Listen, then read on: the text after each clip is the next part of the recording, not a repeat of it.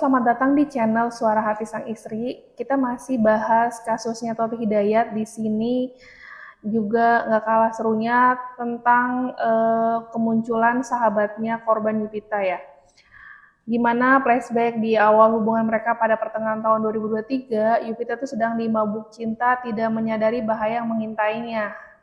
Jadi Yupita tuh korban paling kurang beruntung lah dibanding mungkin beberapa perempuan yang sempat diincar oleh si pelaku ini, si Taufik Hidayat, yang terlihat sangat manipulatif dan narsistik gitu ya cara memperlakukan perempuannya gitu. Taufik itu mengambil uang tabungan, menjual emas, mencairkan dana BPJS ke tenaga kerjaan korban setelah dipaksa mengundurkan diri, resign sepihak dari tempat kerja. Itu juga dibenarkan oleh sahabat Yupita yang sempat bekerja bareng ya di perusahaan tersebut. Sampai sahabat Yupita ini tuh klarifikasi nangis-nangis gitu kan. Udah total kerugian material diperkirakan mencapai 52 juta. Begitu uang dan harta korban habis tak tersisa, Taufik mulai melakukan penyekapan dan penganiayaan sadis yang berlangsung secara berkala hampir 3 tahun. Kita simak dari pengakuan sahabatnya korban Yupita ya. Di sini seperti apa sampai nangis-nangis.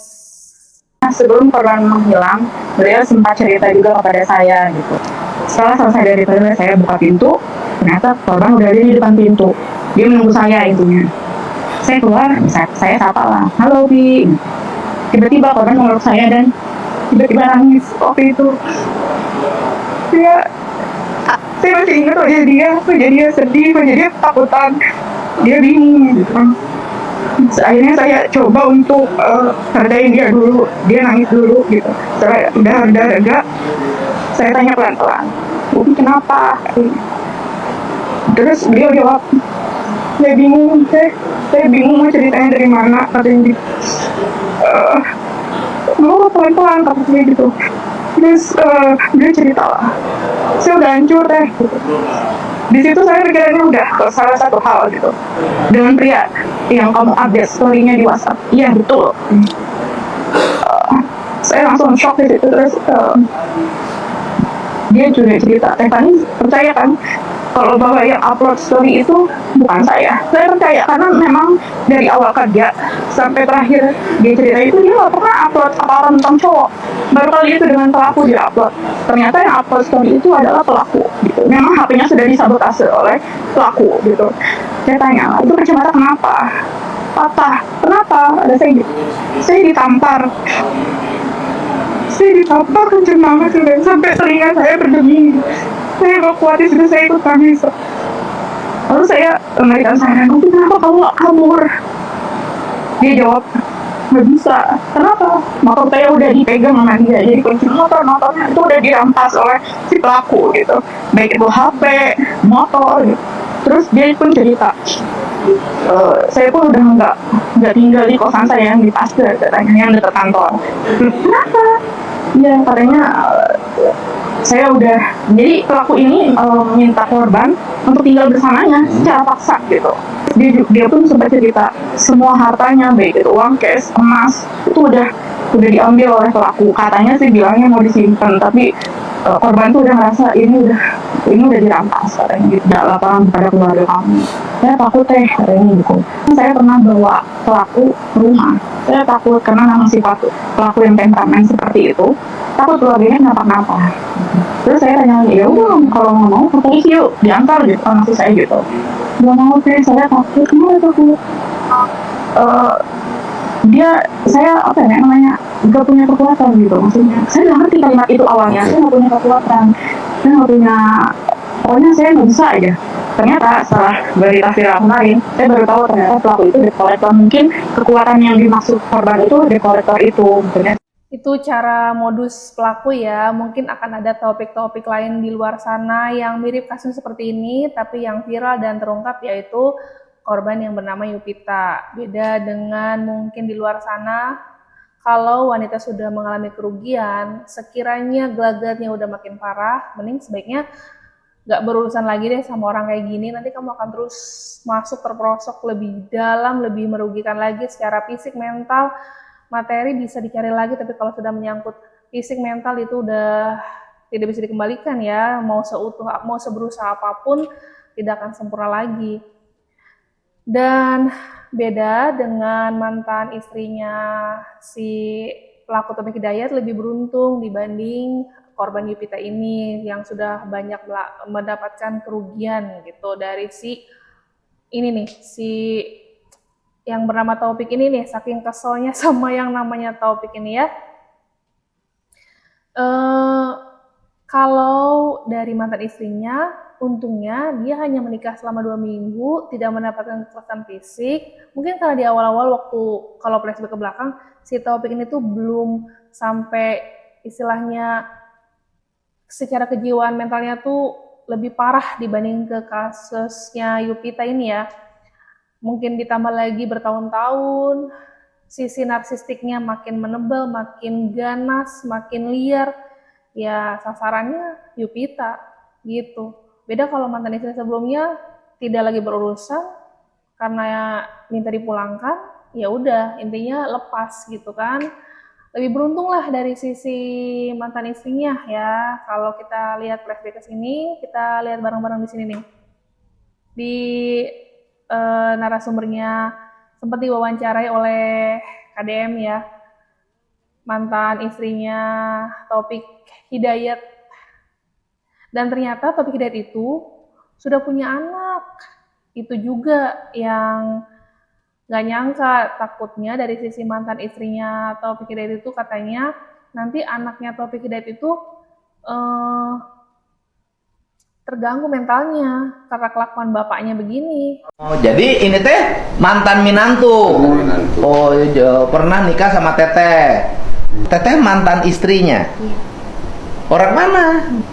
Orang Desa Ciherang, sebelah tetanggaan. Tetanggaan. Pacaran lama sama Taufik Hidayat dulu. enggak lama, cuma 4 bulan. Kemudian nikah tahun berapa? 2015. Sudah lama Iya, teh. udah lama. Dan punya anak kan? Berumah tangganya berapa lama? Enggak lama, 2 minggu. Oh, 2 minggu. Langsung ditinggalin. Nah, ini 4 bulan kan pacaran. Selama pacaran pernah dia melakukan kekerasan pada Teteh? Enggak, Galak? enggak. Waktu nikah selama 2 minggu kenapa ditinggalkan? Jadi kalau misalkan marah, Mm-mm. sini mas kawin gitu. Sering gitu. Mm-mm. Jadi mas kawin sama cincin tunangan tuh dibawa semua.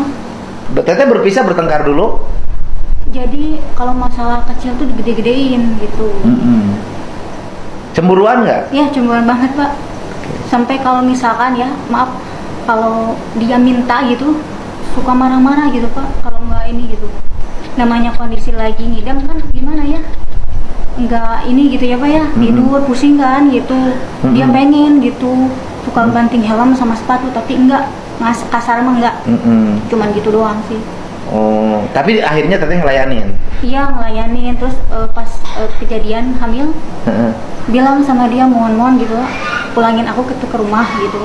Untungnya dia ya pulangin ke rumah gitu. Oh, Teteh sempat dibawa? Iya sempet di kosan gitu di Oh, seminggu. Teteh umur berapa itu? Keluar sekolah apa? SMA?